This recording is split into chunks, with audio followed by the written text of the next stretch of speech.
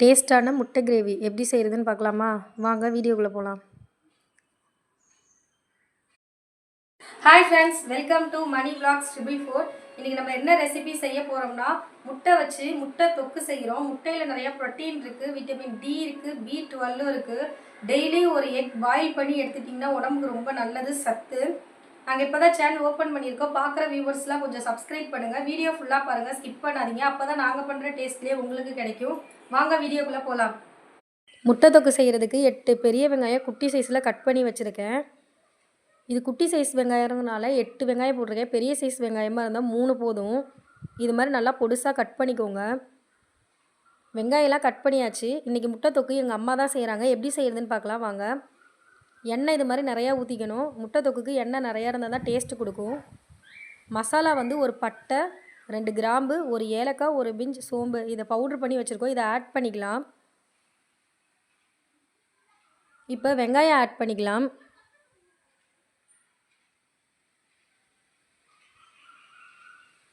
வெங்காயம் நல்லா மிக்ஸ் பண்ணி வதக்கி விடுங்க. வெங்காயம் வந்து பச்சை ஸ்மெல் இருக்கக்கூடாது. வெங்காயம் நல்லா கோல்டன் ப்ரௌன் கலரில் இருக்கணும்.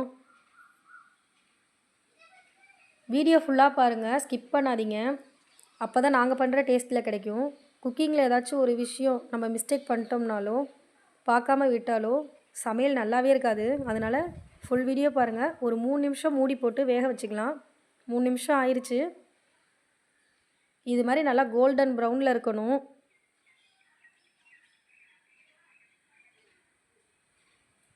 இப்போ கருவேப்பிலை ஆட் பண்ணிக்கலாம்.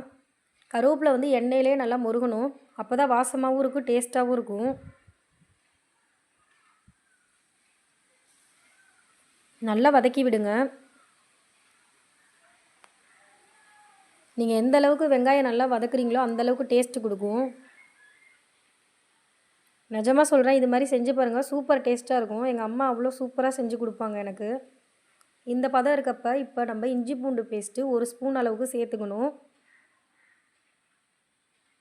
இது மாதிரி கொஞ்சமாக இஞ்சி பூண்டு போட்டுக்கோங்க, நிறையா போடாதீங்க. நல்லா வதக்கி விடுங்க.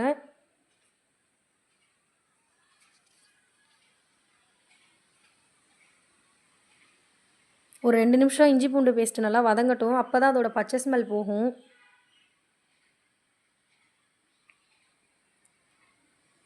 ஒரு 6 தக்காளி நாங்கள் மிக்சியில் போட்டு அடித்து வச்சுருக்கோம். இது மாதிரி நல்லா அரைச்சிக்கோங்க. இப்போ தக்காளி ஆட் பண்ணிக்கலாம். தக்காளியும் அதே மாதிரி தான் நல்லா வதங்கணும். தக்காளி போட்டவுடனே நீங்கள் மசாலா போட்டு முட்டை இறக்கிட்டிங்கன்னா நல்லா இருக்காது.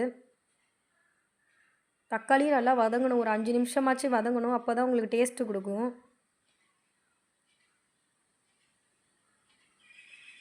கல்லுப்பு கொஞ்சமாக ஆட் பண்ணிக்கோங்க. நான் எனக்கு தேவையான அளவு ஆட் பண்ணியிருக்கேன். உங்களுக்கு தேவையான அளவு நீங்கள் ஆட் பண்ணிக்கோங்க.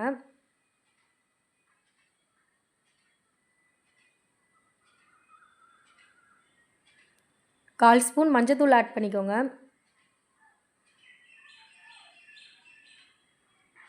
நல்லா வதக்கி விடுங்க.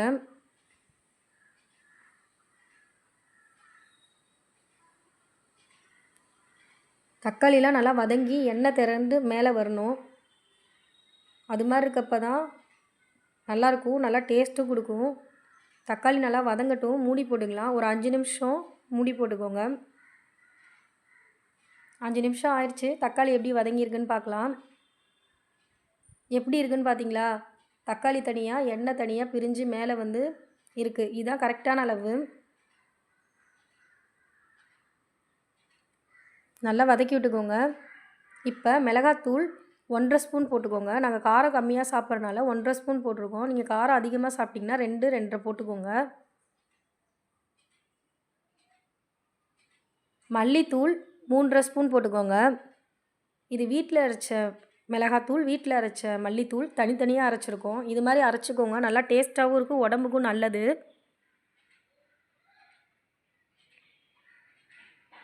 நல்லா மிக்ஸ் பண்ணி வதக்கி விடுங்க. அந்த மல்லியோட தூளும் மிளகாத்தூளோடும் பச்சை ஸ்மெல் போகணும்.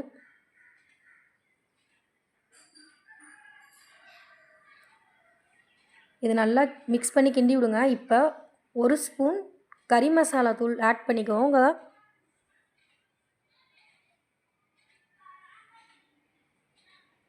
நான் ஒரு 1½ ஸ்பூன் போட்டிருக்கேன்.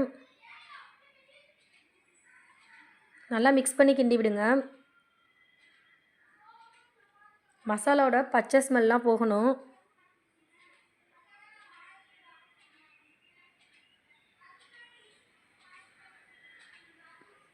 இப்போ தக்காளி அரைச்ச தண்ணி, மீதி தண்ணி இருக்கும், அந்த தண்ணியை நீங்கள் ஆட் பண்ணிக்கலாம். அப்படி தண்ணி இல்லைன்னா நீங்கள் நார்மல் வாட்டர் ஆட் பண்ணிக்கோங்க. சும்மா கொஞ்சமாக போதும் கொதியறதுக்கு. நல்லா மிக்ஸ் பண்ணி ஒரு 2 நிமிஷம் கொதிய விடுங்க. அந்த மசாலாவோட பச்சை ஸ்மெல்லாம் போகட்டும்.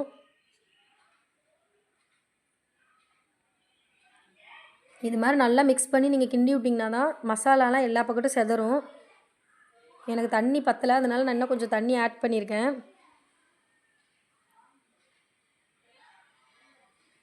நீங்கள் ஒரு 2-3 நிமிஷம் கொதிய விட்டிங்கன்னா தண்ணி கொஞ்சம் சுண்டிரும். இது மாதிரி நல்லா சுற்றி கிண்டி விட்டு அங்கே 2 நிமிஷம் வேகட்டும். முட்டை வந்து இது மாதிரி கீனி தான் போடணும், அப்படியே போட்டுறக்கூடாது. இது மாதிரி கீனி நீங்கள் போடுறனால முட்டைக்குள்ளே வந்து முட்டையோட சாந்தெல்லாம் உள்ளுக்கு இறங்கும்.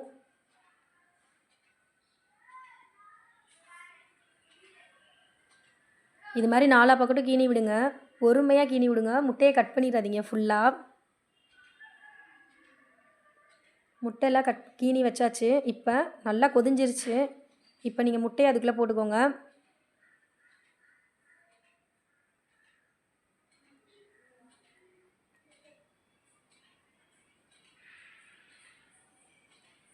அவ்வளோதான். மறுபடியும் ஒரு 2 நிமிஷம் இல்லை 3 நிமிஷம் கொதிஞ்சா போதும். லாஸ்ட்டாக மெயினாக ஒரு இதான் சூப்பராக இருக்கும், ஹைலைட்டே இதுதான். 1 ஸ்பூன் பெப்பர் தூள். நாங்கள் காரம் கம்மியாக சாப்பிட்றனால 1 ஸ்பூன். நீங்கள் அதிகம் சாப்பிட்ற மாதிரி இருந்தால் 2 ஸ்பூன் போட்டுக்கோங்க. நல்லா மிக்ஸ் பண்ணி விடுங்க. பெப்பர் வந்து அவ்வளோ டேஸ்ட்டாக இருக்கும் இந்த தொக்குக்கு.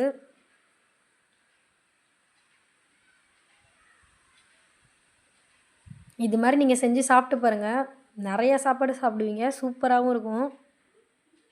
இது நல்லா கொதிய விடுங்க. பொறுமையாக நம்ம எந்த அளவுக்கு கரெக்டாக பண்ணுறோமோ அந்த அளவுக்கு நம்ம சமையல் வந்து சூப்பராக டேஸ்ட்டாக இருக்கும்.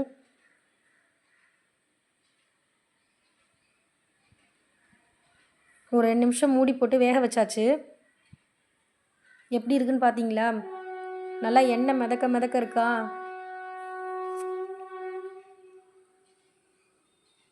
நல்லா இது மாதிரி கிண்டி விடுங்க, அடி பிடிச்சிடக்கூடாது.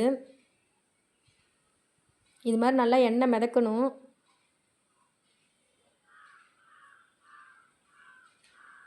சூப்பரான முட்டை தொக்கு ரெடி ஆயிடுச்சு. அவ்வளோதான். இது மாதிரி எண்ணெய் நல்லா பிரிஞ்சு மிதக்கணும். நீங்களும் இதே மாதிரியே செஞ்சு அசத்துங்க. முட்டை தொக்கு ரெடி.